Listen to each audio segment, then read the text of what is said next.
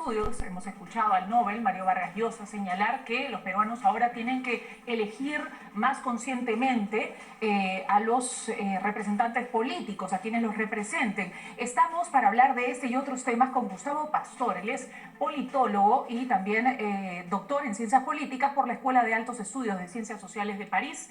Gracias por estar con nosotros esta noche aquí en Canal N.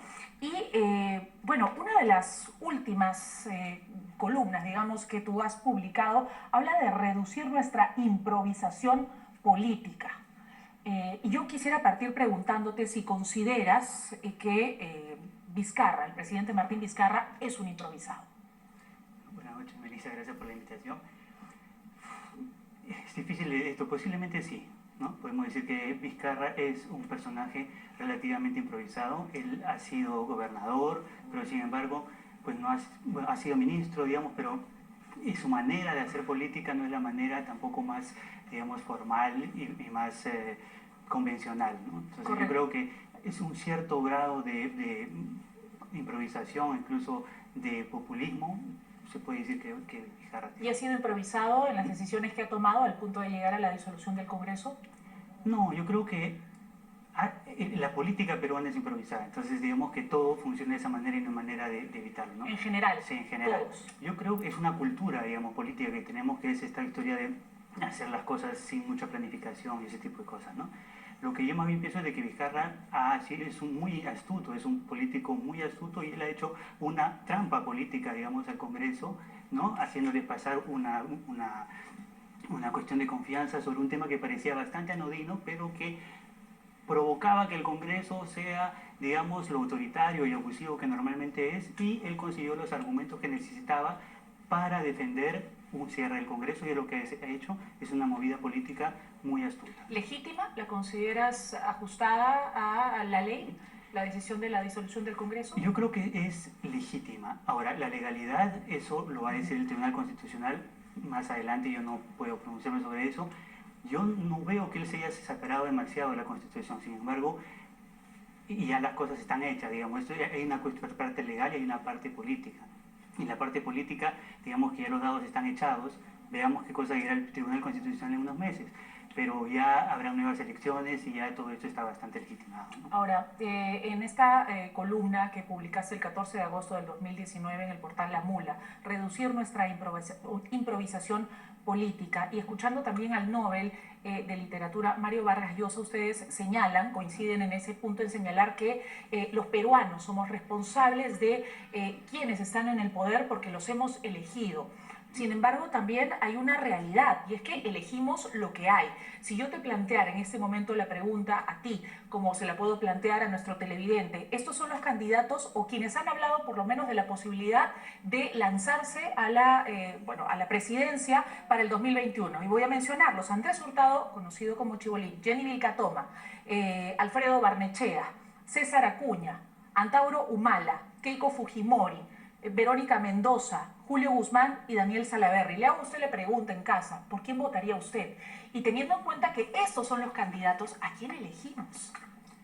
Sí, digamos de que este tema de la improvisación es una cosa estructural dentro de nuestra política peruana, hay que reconocerlo, y digamos de que hay que reconocer, es muy doloroso, pero tenemos que reconocer que nosotros somos un país en vía de desarrollo con una política y un sistema institucional muy corrupto, ¿no? Y digamos, el futuro, digamos, y la tarea de las próximas generaciones es justamente mejorar esta situación y profesionalizar el Estado, luchar contra la corrupción, hacer las reformas que importan. Esas son las cosas de fondo, ¿no? Es el combate de fondo. Correcto. Después, el problema es de que cómo no repetir el plato de este Congreso, y para ser honestos, el problema es el pueblo es muy fácil criticar y decir, el pueblo se equivocó, no sabe elegir, pero el pueblo elige a partir de un menú electoral que le proponen las instituciones, ¿no? Digamos, los organismos electorales. Ajá. Si a uno en un restaurante le proponen siempre los mismos platos, vas a elegir lo mismo.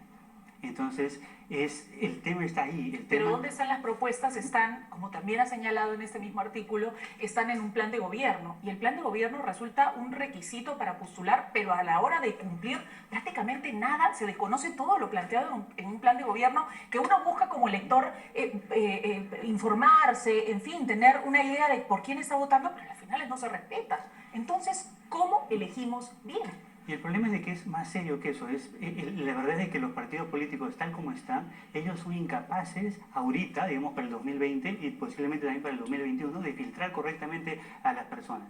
Entonces yo sí diría que lo que el presidente y toda la sociedad debemos apoyar en esto es tratar de sacar algunas soluciones prácticas, concretas, pero que permitan corregir algunas cosas de la manera como funciona nuestra democracia.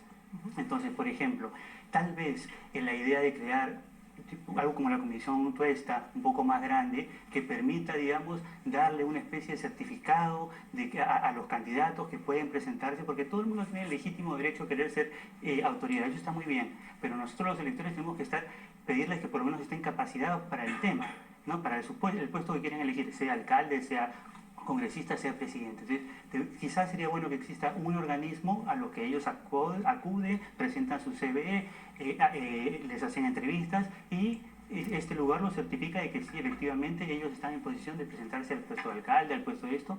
Tal vez sea una manera práctica de poder elevar un poco el nivel de la calidad del menú electoral que nosotros tenemos. Correcto. Porque si no, para ser honestos, vamos a presentar lo mismo y vamos a estar en lo mismo en 5 años o en 10 años. Correcto. Vergara, un politólogo también, hablaba en una columna publicada este domingo en el diario El Comercio sobre la hipocresía, la ausencia de sinceridad en los políticos. Por ejemplo, señalaba esto: cada quien tiene pues su propia agenda y postula y trabaja en el puesto que tenga como funcionario en función a sus propios intereses, y eso es lo que vemos, y muchos de ellos no tienen la capacidad, digamos, de sincerar por último esos intereses para saber a la hora de votar, bueno, yo voto por él y estoy de acuerdo, como en algún momento Kenji lo dijo: yo he llegado al Congreso de la República porque quiero liberar a mi padre, porque busco la libertad de mi padre. Puedes estar de acuerdo o no con él, pero sabías cuáles eran sus intenciones. Sin embargo, a ver, del resto, no la sincera. Sí, el problema es de que, digamos, un político, o sea, está bien que puede tener unos intereses particulares, unos intereses partidarios, pero ellos se deben al bien común. O sea, lo principal es sacar el progreso del país, ¿no? Exacto, y avanzar en ese camino. Ahora, el problema es de que, como yo le digo, hay que reconocer que nuestra política en el estado actual de las cosas está totalmente corrupta. El caso Odebrecht nos lo ha demostrado muy bien. Están todos los partidos políticos, o casi todos, están envueltos en escándalos de corrupción, y eso es solamente lo que hemos visto de Odebrecht. Hay otras cosas, ¿no?, en manera de financiamiento. Correcto. Entonces, yo creo que lo que hay que tratar de hacer es mejorar la calidad de las personas, tanto en los políticos como en el Estado, porque digamos que esto es estructural, no es una cuestión de que solamente la culpa de los partidos políticos, es en realidad cómo ha venido funcionando nuestro país en las últimas décadas. Son en realidad décadas de corrupción institucional, ¿no?, tanto los partidos como de las instituciones públicas. Tú decías, en política hay altos niveles de desorganización, precariedad, improvisación. No pasa lo mismo en economía, donde hemos aprendido luego de los tremendos fracasos del primer gobierno de Alan García, en fin, y de los pasados, por ejemplo, de comportarnos de manera extremadamente responsable en la estabilidad y los equilibrios macroeconómicos. ¿Por qué en economía sí y en política no? Sí, eso es justamente lo que me preguntaba, Nora. Eso es una interpretación mía, es una opinión mía, ¿no? Pero a mí me llama la atención de que en política, pues, somos totalmente improvisados. Podemos creer que cualquiera puede ser presidente de la República. O sea, creer que Antauro Humala o Chibolín, con todo el respeto que se merecen, pues no son personajes que estén preparados para eso. Tenemos que acostumbrarnos que un presidente, pues, es alguien que ha sido el mejor alcalde, que ha sido gobernador, que ha sido ministro, que ha sido primer ministro, que tiene una gran experiencia y que ya llega al puesto para ejecutar lo que él ya conoce, ¿no? Pero Pedro Pablo Kuczynski fue primer ministro y mira lo que pasó. Pero eso es una cuestión de defensa de intereses, digamos, particulares. Normalmente, en teoría, alguien que no tiene estos negociados lo haría mucho mejor, ¿no? Entonces, bueno, sí. Hay todavía mucho por hacer. Pero lo que a mí me llama la atención de esta historia es de que en economía justamente no lo somos. O sea, esta improvisación y todo lo que yo describo en la parte política, que podemos compararnos con un partido, con un país africano. En el tema económico, después de la catástrofe, digamos, que tuvimos con la hiperinflación, pues somos muy serios en política. Hace poco hubo... En economía. En economía, perdón. Por ejemplo, hace días todo el mundo se decía, pero como una muchacha de 35 años va a ser la ministra de Educación, no tiene los pergaminos, o sea, el tema económico es sumamente importante. No dejamos que nadie haga algo en que el no... BCR, quién Exacto. está, ¿no? Y cómo Exacto. se maneja. Bueno. Esa misma seriedad tenemos que aprender y traspasarla al tema político. Empezar a decirnos, no cualquiera puede gobernar, porque eso nos trae gravísimos problemas. El gabinete, por ¿sí? ejemplo, es muy técnico. El gabinete es bastante técnico, de Ceballos, Vicente Ceballos. ¿Tú crees que eso es lo que se necesita en este momento? ¿Con eso es suficiente, digamos, para estos 4 meses? Posiblemente es lo que hay, ¿no? Porque digamos de que no es fácil crear un gabinete en estas circunstancias, es lo que hay y bueno, pues hay que seguir avanzando, pero es un tema de que hay que profesionalizar. Ahora, el gran reto del Perú en este momento son varios. Uno de ellos es continuar la lucha contra la corrupción. Ese es, digamos, la lucha que se supone que Vizcarra ha dado contra el fujimorismo. Eso es sumamente importante y hay que apoyarla. Continuar las reformas, profesionalizar el Estado y avanzar en ese tema. Ahora, el otro tema es la cuestión de no...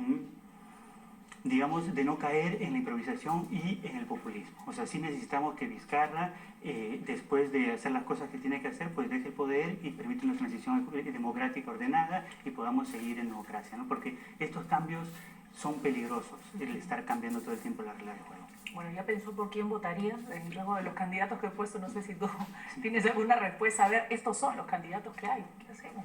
Ojalá hacerlo a nuevas generaciones con candidatos jóvenes. ¿Al 2021 realmente crees que va a Bueno, ocurrir? tal vez al 2021 empezar, pero hay una nueva, el Perú está cambiando, está avanzando a trompicones contra su voluntad, pero somos uno de los países que más avanzan políticamente, por ejemplo, con el tema de la corrupción política, gracias al empuje de las nuevas generaciones que cada vez son menos, digamos, propensas a la corrupción. Muchas gracias a Gustavo Pastor por esta entrevista, politólogo, especialista justamente en lo que adolecemos, ¿no? Busca la profesionalización de los funcionarios de gobierno. Muy bien, nos vamos a la pausa a las 10:33, regresamos de inmediato.